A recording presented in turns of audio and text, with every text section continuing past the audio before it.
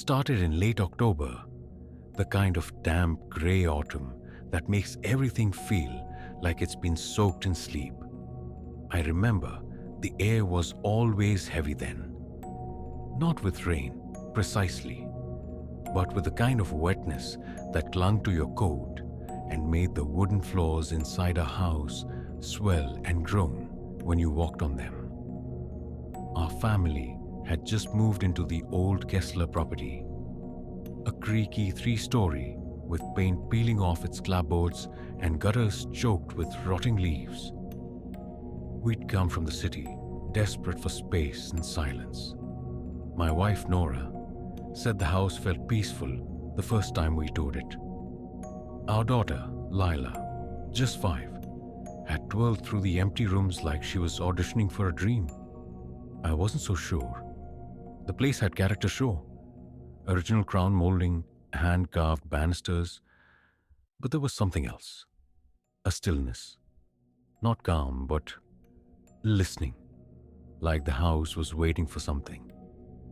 The first orb appeared 3 weeks in. It was a soft pale light, about the size of a baseball, hanging still in the air just above the tree line at the bottom of our property. I saw it from the kitchen window while doing the dishes after dinner. At first, I assumed it was a reflection, a porch light from a neighbor maybe. But then it moved. Silently, slowly, just an inch to the left. Then it stopped. I called Nora over, but by the time she looked, it was gone. Just void where light had been. She laughed, told me I'd probably seen a lantern bug or some trick of the eye. But I watched the trees for the next few nights. The orb returned. Not every night, and never in the same spot, but always with the same quiet persistence, as though it were checking in. 2 weeks later, there were 3 of them. They didn't flicker or blink or sway like something tethered. They hovered with careful, thoughtful stillness. Sometimes they aligned in a triangle, sometimes a line. They never noisily appeared. 1 minute the yard was empty. The next, they were there. Like they'd always been. Like the dark had simply decided to glow. I didn't tell Nora right away. I wasn't sure why. Maybe I thought it would worry her. Or maybe I just didn't want to say it out loud, to make it real. Then Lila started talking to them. I found her one morning, standing barefoot in the grass, her little nightgown soaked at the hem with dew. She was facing the woods, whispering.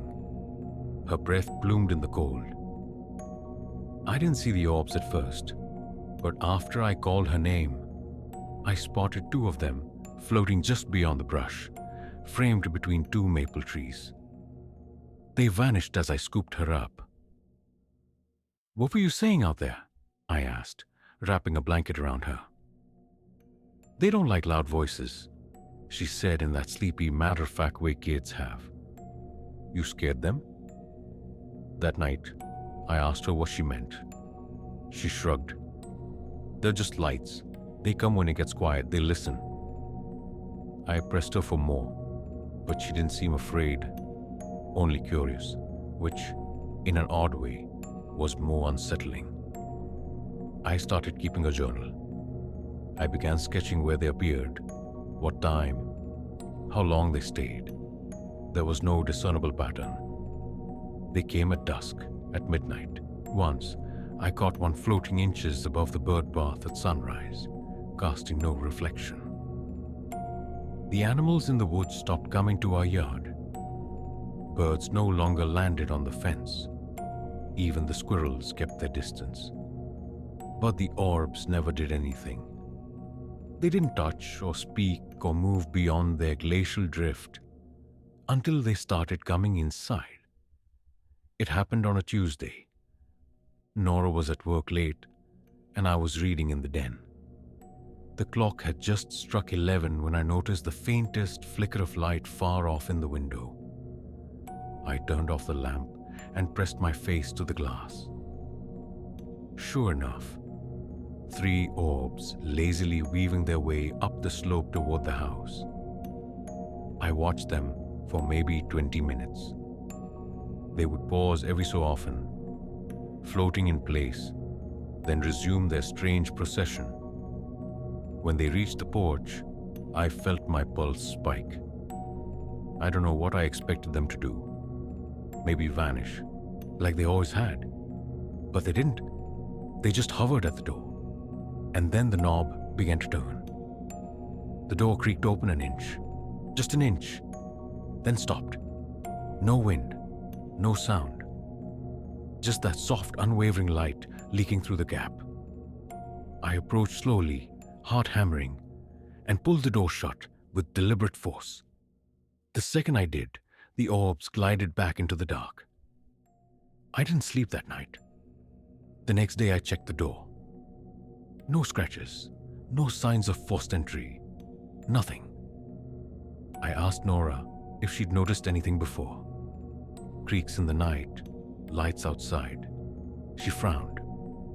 "You're not having one of your episodes again, are you?" I flinched at that.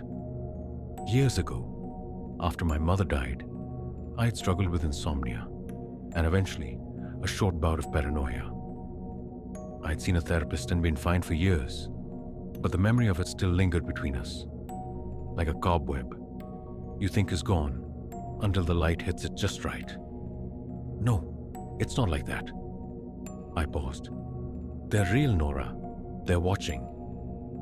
She kissed my forehead and told me to get some rest. The next night, the orbs returned. This time, inside. I'd left a glass of water on the table by the sofa. I came downstairs around 2 a.m., unable to sleep. And there it was. A faint glow moving across the far wall. I froze, turned my head. And there it was. An orb floating silently in the hallway, bobbing gently like a balloon, caught in a slow current. It turned the corner, glided toward me. I didn't move. It hovered a few feet away, casting no shadows, yet illuminating the room with an indescribable softness. Then, just as soundlessly, it drifted past me and vanished up the stairs. I fled the house the next morning, took the car, drove until I hit town and sat in the diner. For 2 hours, nursing a coffee and waiting for the sun to lift the weight from my chest. When I came back, the house was empty, but not quiet. There was a low hum in the walls, barely audible, like the sound of a fridge running. Only deeper, more resonant. I asked Nora if she heard it. "What hum?" she said. I went room to room, pressed my ear to the floorboards, the vents. It was there. Constant, faint but unwavering. That night, Lila didn't want to go to bed. "They're in my room," she whispered. I turned cold. "What do you mean?" "They're looking at my dolls. They don't understand what they are." I bolted upstairs. Her room was empty. I checked the closet, under the bed, even the window for signs of light. Nothing, just shadows. But when I turned to leave, I caught a glow beneath her toy chest. A faint pulsing shimmer. I didn't investigate. I dragged her crib into our room that night. Then the orbs began rearranging things. Subtle at first, a picture frame turned upside down. A chair moved a few inches off its mark. The coffee table rotated 90 degrees. Nora assumed it was Lila, playing games. But Lila denied it, and she was never awake early enough to have moved the heavy furniture without waking us. One morning, I came downstairs to find every single door, cabinets, closets, even the fridge, wide open, not flung open, carefully opened, as though someone had examined every space and then left them that way, waiting for a response. I closed them all, one by one. They never did anything overtly threatening, but there was a message in the movements, a pattern I couldn't decipher.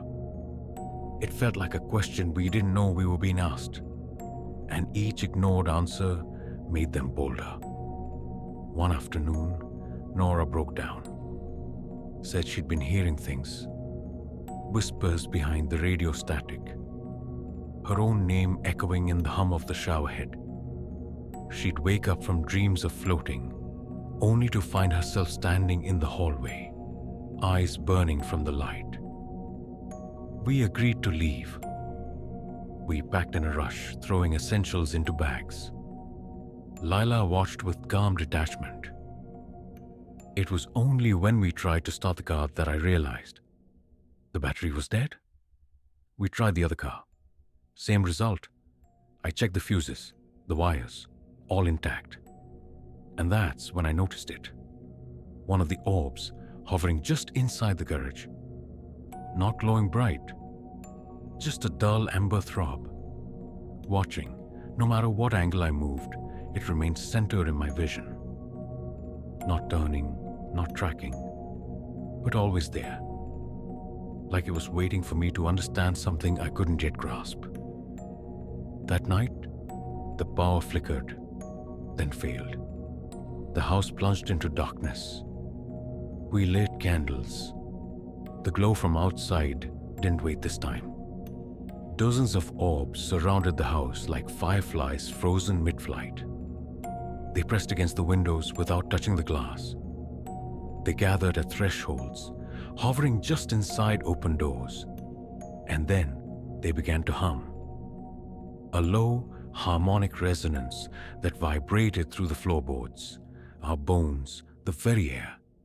It was beautiful, awful, unbearably intimate, like being sung to from inside your own mind. Lila stood up and walked to the front door. We called after her, but she didn't turn. Her hand touched the knob, and the hum deepened. I reached her just as she pulled the door open. The orbs parted for her, forming a narrow pathway into the woods. She turned back to us. They want us to come see. We didn't follow, not then. She returned within minutes, unharmed, eyes wide, with something I couldn't name. They showed me where they go, she whispered. It's not bad. It's quiet. We left the next day. I don't know how we did it. The orbs let us go, as though they'd finished asking whatever question they had. And we had failed to answer. We moved into an apartment in the city again. No trees, no night sounds. But sometimes, when the room is very still, I see flashes of light from the corner of my eye, just for a second. And when I close my eyes at night, I still hear the hum